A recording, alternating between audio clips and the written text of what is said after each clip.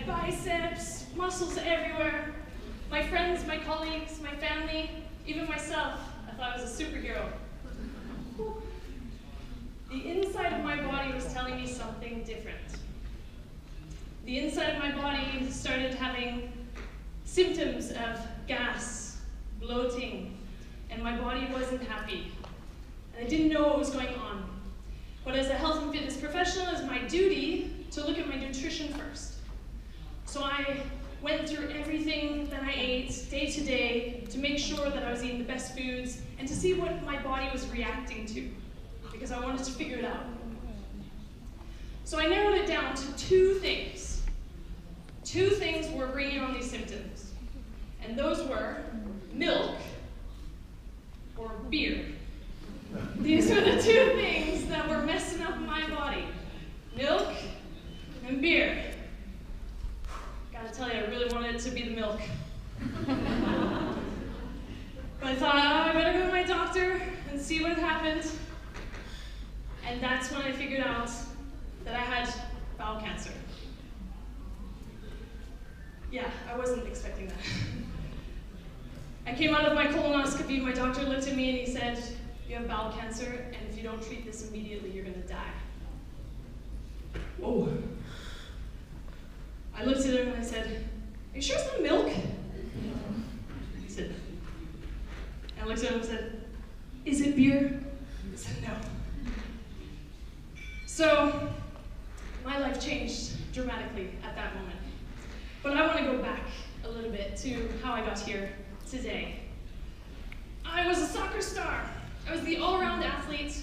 When I was a kid, all I wanted to do was move and play. That's all I wanted to do, so that's all I did. Homework came, I pushed it to the side, and went out and played. I played with the boys' team until I was 12, until the moms of boys on the other opposing teams rallied together and got me booted out of the boys' league. You know why? What? I was better! And they didn't like that. So I went back to playing with girls and I was totally fine. I achieved and excelled. I played soccer my whole life, played at the highest level in Canada. So when I turned 19, it was my goal to work at a gym because I thought, oh, physical fitness, I'm good at this. I know the mechanics of my body, so I can help other people. So I went on to work at a gym. And I got a completely new atmosphere, a new outlook on life in sports and how I could help give that to other people as well. Because at first I was in sales, and I was selling gym memberships to not necessarily everyone who wanted to train. But I saw something different on the floor. I saw coaches with their clientele making this strong human connection. This connection between a coach and a client that was so beautiful and so symbiotic. The coach wanted to be there and help the client achieve their goals. The client wanted to be there and push their absolute best. They would laugh, they would cry. The client would sometimes be like, oh God, coach, how many left? But they would always walk away with a smile on their face, standing a little bit taller, with their head back, shoulders back, and they would smile, wave to the coach and say, see you tomorrow, even though they just got killed at the gym. And the coach would smile and say, see you tomorrow, I look forward to it, you did awesome today. And this balance was beautiful to me, this win-win situation.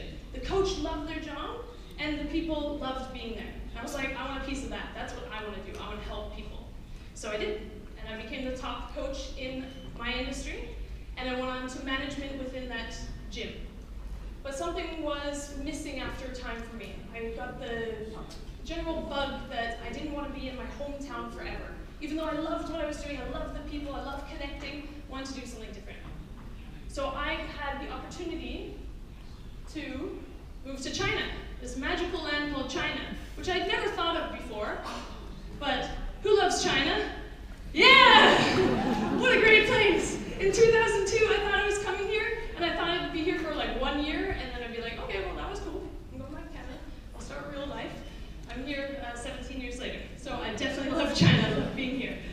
So when I got here, I was training as well, but everyone was telling me, well, you're wasting your opportunity. China is the land of opportunity.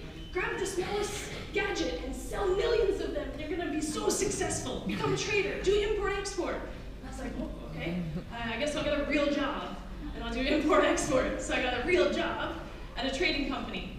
And I did all the long hours, factory visits, dealt with clients, shipping, QC, sourcing, all that fun stuff.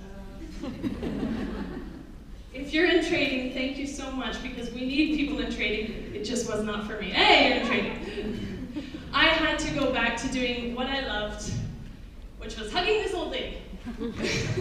This is Donna. She calls herself that because she is my oldest client. She's 68 now. She's been my client for 15 years. But my point about this photo is that I missed that human connection. I missed being with my clients. I missed helping people. I missed teaching them how to live their healthiest life possible. So I went back into coaching and created the company called K2Fit. I was doing that from 5 a.m. till 10 p.m. every day. It's a long, long day. I get breaks in the day. I get to train myself, I get to have lunch, see my kids for a little bit after school, but it wasn't enough and I was getting worn down. I was getting stressed, it was too hard. I loved my clients, that wasn't it. It was just my body was getting a little bit angry, which is when I found out that I had cancer. Now, with that said, I'm not blaming my stress, my work, anything on having cancer. I do not know what caused my cancer. My granddad had bowel cancer, so it could be genetic. Whatever it was, all I knew was that I had to keep going forward. And I would have to be as positive as possible and make my life as best as possible, because I didn't know. You know, that first doctor told me I was going to die. My second doctor was like, "Oh, chill, it's okay. You're going to be okay, you're going to be okay." So, oh, sorry guys. So I went on to develop an online fitness platform. The reason for this was when I got out of surgery, out of my first surgery, I had 4 surgeries in total. The first one cut me open, removed some of my bowels, and I could not walk, train, go see my clients. I could not do anything. I was on my couch. I couldn't put my shoes on. My kids had to put my shoes on because I couldn't bend over. I came out with a bag because my bowels didn't work properly, and I was living a very different life than the athletic, sporty kid that was running around. So my mindset shifted. Not only do I have to stay positive and make a good life, but how can I still serve the clients that I love so much? How can I do something amazing with my fitness platform? So we built our online fitness platform where I basically, when I was laying and resting, I studied marketing, I studied how to develop programs, I studied how to connect to my community when I couldn't be there face to face. But I could write content, develop articles, make sure to WeChat video call, made sure to do as many videos as possible, mindset videos, talk to my clients about how they can do it. If I can beat cancer and keep going, they can do anything. So the online platform became my passion project, and now instead of changing 50 people's lives per week, getting to see 50 people in person, I get to train thousands of people around the world, which is pretty amazing.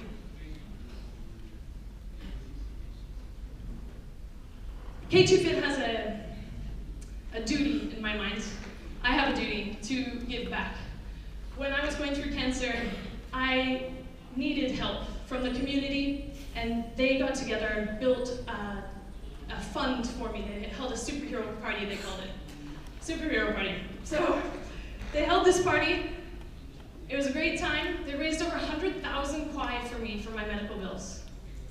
That was the most humbling situation I'd ever been in. I'd never asked for help in my whole life. But what it allowed me to do was stay in China with my family, build my business, and now it is my duty to give back by paying it forward to underprivileged kids with cancer. So now K2Fit runs charity programs and community events where we get together, we do some fitness, and then we have brunch and some beer since I'm not allergic to it. And it's a great day. So far we've raised over 190,000, and I would like that to skyrocket up to 1 million eventually. So I'm grateful that I get to be here with you guys today. It is my honor to be with you. I can't tell you how much it means to me to be able to wake up in the morning. Remember that doctor that told me I was gonna die? was uncalled for, by the way. I did not die, and I get to spend the day with you guys. Thank you guys so much for having me here. I just want to say thank you for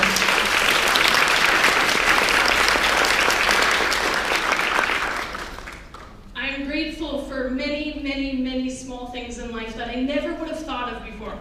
Never would have thought of. The fact that I get to get in a car and get to my destination without getting in a crash. I know, we shouldn't think this way, but how good is that? The fact that I can put on my own shoes again.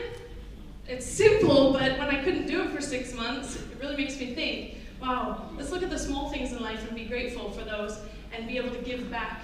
I believe that if we wake up in the morning and do one piece of gratitude of something, it can be big if you want, but small as well. And just look at one thing in your day that we kind of maybe take even for granted. Look at it in the positive way. I believe your day will be more positive. Do you think that? If you wake up with a grateful attitude, that you're going to have a better day, right? Yeah. If you wake up and you go, oh, it's raining, stupid rain, you're going to have not a positive day, right? So I want to give you one little task, if you guys don't mind. Tomorrow, when you wake up, you're going to think of one thing that you never thought of before that gives you joy. And literally, it could be like, oh my gosh, look at this amazing cereal that was imported from England.